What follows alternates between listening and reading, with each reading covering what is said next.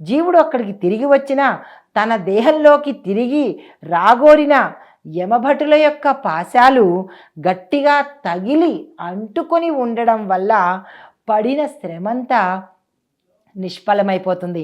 ఆకలి దప్పికకు రోదన చేస్తాడు. అప్పుడు అతనికి పుత్రుల చేత ఇవ్వబడిన పిండములే ఆహారము. అనగా ఇక్కడ తన కడుపును పుట్టిన వారు పెట్టే పిండ ప్రదానమే, ఈ 13 రోజులు చేసే పిండ ప్రదానమే, దానాలే, ఆ ఫలితాలే అక్కడ ఆ ప్రాణికి, ఆ జీవికి, ఆ ప్రేతానికి ఆహారం అవుతుంది.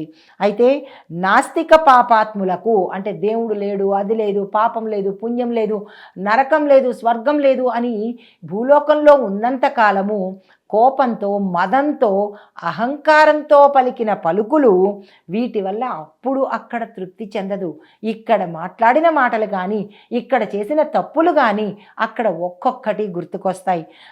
పుత్రులిచ్చే జలాలు కానీ, దానాలు కానీ, శ్రాద్ధాలు కానీ ఈ జీవికి అంత తొందరగా దరిచేరవు.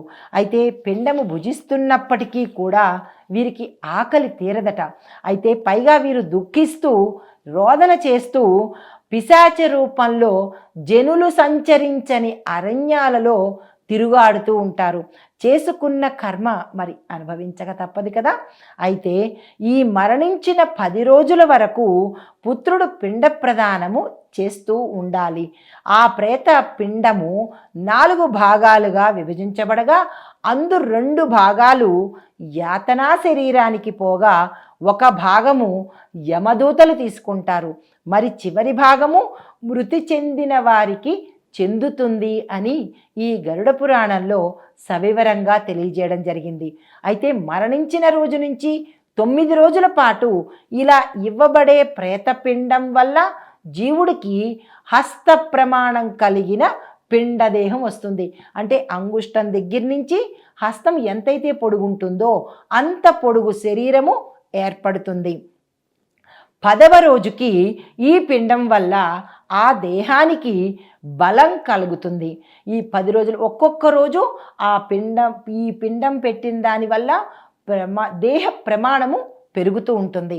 అయితే జీవుడికి దేహ పిండంతోనే పుణ్యపాపాలు అనుభవిస్తాడు. ఇక్కడ ఏదైతే దేహం ఏర్పడుతుందో ఆ దేహంతోనే నరక బాధలు, యమయాతనలు ఈ జీవి అనుభవిస్తుంది.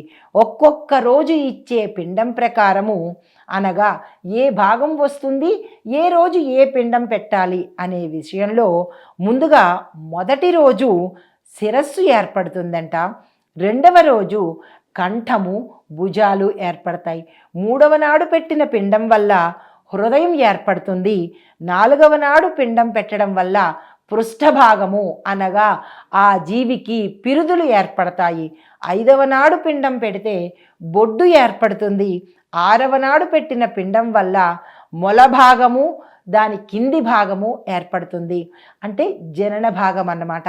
7వ నాడు పిండం వల్ల తొడలు ఏర్పడతాయి. 8వ నాడు పెట్టిన పిండం వల్ల పిక్కలు ఏర్పడతాయి.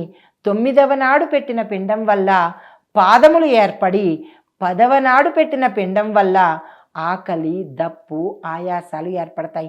ఒక మనిషి పుట్టేటప్పుడు తల్లి గర్భంలో ఎలాగ అవయవాలు ఏర్పడతాయో ఈ జీవి కాలం చేసిన తర్వాత, మరణం తర్వాత వారి యొక్క పుత్రులు పెట్టే పిండ ప్రదానం వల్ల మరలా అక్కడ శరీరాన్ని తీసుకుంటాడు. ఒక్కొక్క రోజు ఒక్కొక్క అవయవాన్ని పొందుతాడు.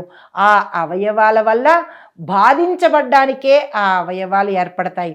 అంటే ఇక్కడ మనకి పుట్టిన తర్వాత ఎలాగైతే బాధలు వస్తాయో మరణించిన తర్వాత ఆ సూక్ష్మ శరీరంతో నరక యాతన అనుభవించడానికే ఆ భగవంతుడు ఆ శరీరాన్ని ఏర్పాటు చేస్తాడు. 11వ నాడు పిండం వల్ల 12వ నాటి పిండం వల్ల, అనగా 11, 12 వల్ల ఉపశమనం పొందడానికి పితృలు, అంటే వాళ్ళ యొక్క పుత్రులు కానీ కొడుకులు కానీ ఇచ్చేటటువంటి పిండాలు 1 నుంచి 10 వరకు ఈ పుత్రులు కానీ దాయాదులు కానీ ఎవరైతే అర్హులో వారు పెట్టిన పిండ ప్రదానం వల్ల శరీర భాగాలు ఏర్పడితే 11వ రోజు 12వ రోజు పెట్టిన ఈ పిండం వల్ల ఈ యాతనలు పడ్డానికి, వీరు ఇచ్చిన పదార్థాలు భుజించడానికి అవకాశం కలుగుతుంది. 13వ నాడు యమభటుల వెంట పాశబద్ధుడై కట్టబడిన కోతి వలె ఇహ లాక్కుంటూ పోతారన్నమాట. దుర్గమమైన నరక మార్గాన జీవుడు ప్రయాణాన్ని ప్రారంభిస్తాడు. అది ఎలా ఉంటుందంట, ఆ కోతిని కట్టేసిన తీసుకువెడుతున్న వాడిలాగా యమభటుల వెంట కట్టబడిన కోతి వలె ప్రయాణాన్ని సాగిస్తూ ఉంటాడు. ఓ గరుత్మంతుడా, వైతరణీ నది వైశాల్యాన్ని మినహాయించి కూడా యమపురి 86,000 యోజనాలు, అన్ని వేల ఆమడల దూరంలో ఉంటుంది. అంటే ఇంత దూరము ఆ జీవి నరకాన్ని అనుభవిస్తూ క్షణక్షణం రోదిస్తూ తన ప్రయాణాన్ని సాగిస్తాడు.